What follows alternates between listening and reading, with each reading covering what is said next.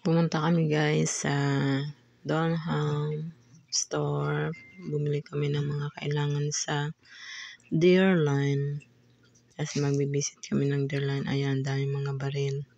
Tapos nga nakita namin yung manok at saka may skeleton. Sabi ko gusto ko mag-picture.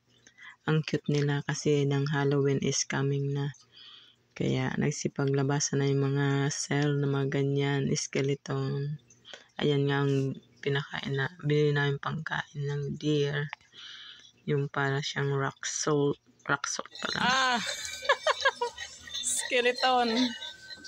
And they have posts.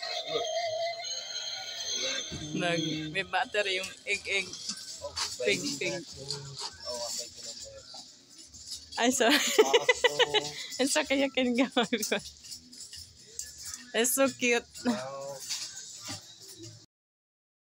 Ayan, nandyan na kami sa Kadlagan mga guys.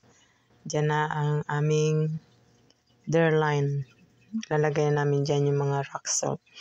Ang daming, ayan, tae pala yan ng baka. Hindi kalabaw, sorry. Nagkamali ako. Ayan, ang daming mga straw. Yung mga pangpakain sa baka, kabayo, mga rabbit, kambing, ayan. Mga hay, tinatawag dito hay. Binibenta nila yan.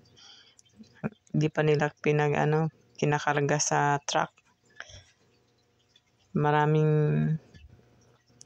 bumibili niyang ganyan pag taglamig kasi walang grass pag taglamig dito.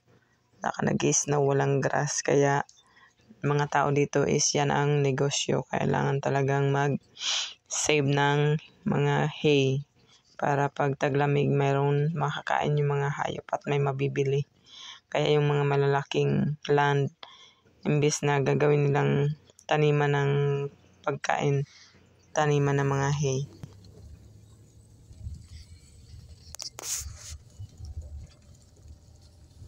got some bales right out here. Bunch of bell. Bunch of money. Probably $20 They did not get it. Yeah. Maybe 100.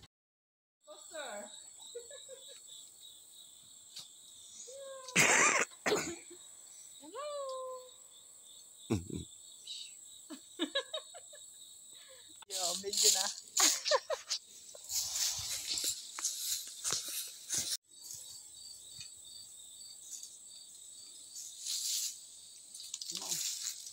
Hindi kami sa Kadlagan. We're already here! Dito kami sa Kadlagan. Naghahanap ng deer. Yan. You right, honey? You okay? Honey pie. Sweetie pie. Ito pinutulang deer, oh. Look, daddy, oh. The deer, oh. Cut this.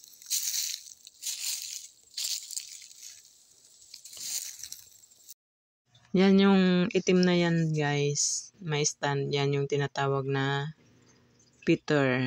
Diyan nilalagay yung mga pagkain ng deer mais. Ito yung rock salt. Yan yung binili namin.